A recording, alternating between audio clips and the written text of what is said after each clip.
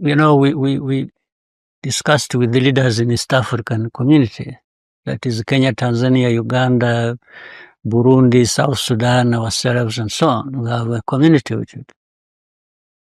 I remember I was that time East African community chair. We talked about, we could see a lot of flows of used clothes, second-hand clothes, tons and tons, more in Kenya, more in Uganda, Tanzania, Rwanda, wherever they were. So I raised an issue in the meeting. I said, and I told some of the countries I know in this community, I said, I know you grow cotton, a lot of cotton is grown in your country, in this country. When are we going to build our textile industries? If we have cotton, but we export it raw, the way it is in its raw form without adding any value to it, and then we import tons and tons and tons of used clothes. So we agreed, and everybody seemed to, they knew, but they were just reminded. And they said, that's the point. So we agreed we are going to actually make it very costly for people to keep pushing used clothes here, so that in the end we develop our textile industries. After a few weeks, in fact, for us, we are not even. So the industry of pushing, they went to these leaders and warned them and said, no, you can't stop. Who did? It was from the US. The US? Yes. So they told leaders, you cannot buy this used clothes anymore. You cannot stop buying from us used clothes or importing them into Which your organization in the US was it? Maybe you'll come to understand it when I go to the last point. Okay. So they say, you must, there's no way you can do without this. So some of the leaders, we had made a decision together, but under pressure differently, leaders gave up that decision to not, and we were also approached, and they were told, you are making a mistake, you can't refuse taking in, otherwise you will be affected. They even warned us that if we insist, we are going to be struck off the beneficiaries of Agoa, African Growth Opportunity Act. So other aid was going to be crossed off because you don't want this. You didn't want this used clothes that was hurting your textile industry, that was preventing you from building a textile industry. Like, I don't want this. This helps us. This one helps us, but I don't want this one because it doesn't help us. They're like, nope. Either you take this one as well, or we'll stop the good one. That's exactly what happened.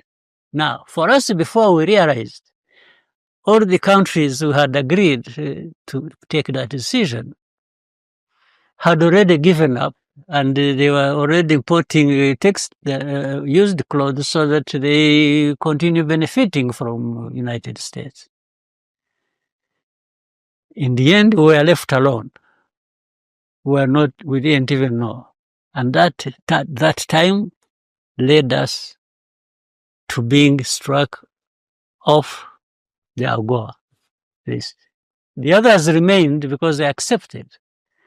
For us, we were struck off the list of Agoa beneficiaries because of this argument. That's great. But who makes those decisions? Is it like some junior people in those organizations that are like, no, we need to keep that up? I don't know.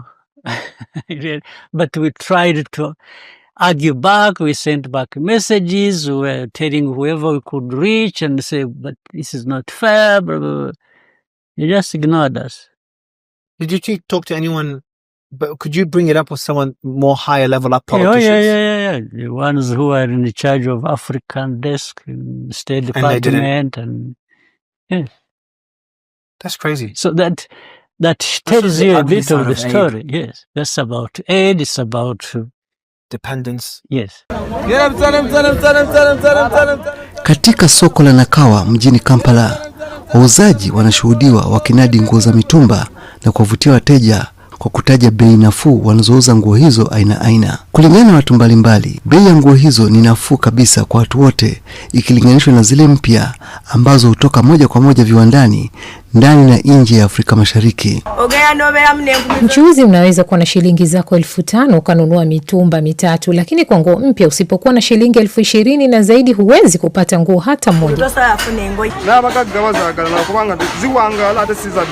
Hata matajiri hununua mitumba kwa sababu hudumu tofauti na nguo mpya ambazo ubora wake ni duni ikilinganishwa na mitumba.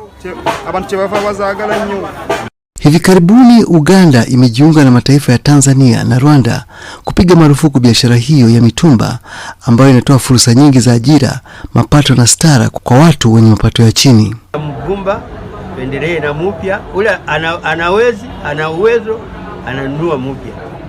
Haina uwezo ananunua mzee. Hapa naona sisi tunaendelea. Kwa baadhi ya watu, biashara ya mitumba imetoa nafasi nyingi za ajira na mapato kwa watu wengi kuliko viwanda vya nguo vinavyomilikiwa na kuendeshwa na raia wa kigeni hasa kutoka China. Factory nataka pamba akuweko. Na manguo vingine sana natembea na pamba. Kama una pamba manguo hawezi kwa safi vile wanataka. Lakini wengi wa raia ikiwemo wafanyabiashara katika mnyororo huo wanaelezea kuwa viwanda vilivyoko haviwezi kukidhi mahitaji ya nguo za raia wa Afrika Mashariki na pia kwamba gharama za uzalishaji ni za juu na ndio sababu bei ya nguo zilizozalishwa kanda ya Afrika Mashariki ni ghali sana. Ukiwa na mtaji wako wa shilingi 50,000 unaweza kuanzisha biashara ya mitumba, lakini kwangu mimi kama kijana sina uwezo wa mtaji wa hadi 300,000 kuanzisha biashara ya nguo mpya. Mwaka 2016 viongozi wa Jumuiya ya Afrika Mashariki waliazimia kuwa kufikia mwaka 2019 biashara hiyo ingekomeshwa ili kuwezesha viwanda vya nguo kanda hiyo kupata soko. Ni nchi ya Rwanda tu ndio imethubutu kutekeleza azimio hilo licha ya Marekani kuifutia fursa za kuuza bidhaa zake kwa nchi hiyo bila kodi chini ya mpango wa Agoa. Tuache tuendelee na mitumba. Kwa nini wanataka kuipiga marufuku? Mitumba ndio tunaweza kununua. Wanawezi nunua kama kushatoa mvumba kwa maumizo, lakini mtu hapana wezi mwenye kuwa na sati 10 atakuanga na 2 peke yake. Kwa mujibu wa takwimu za Jumuiya ya Afrika Mashariki, kanda hiyo inahitaji kuwa na viwanda 93 kuweza kuzalisha angalau 50% ya nguo zinazohitajika na raia wapatao zaidi ya milioni 250. Lakini viwanda vilivyoko kwa sasa vinaweza kukidhi tu 10% ya biashara hiyo.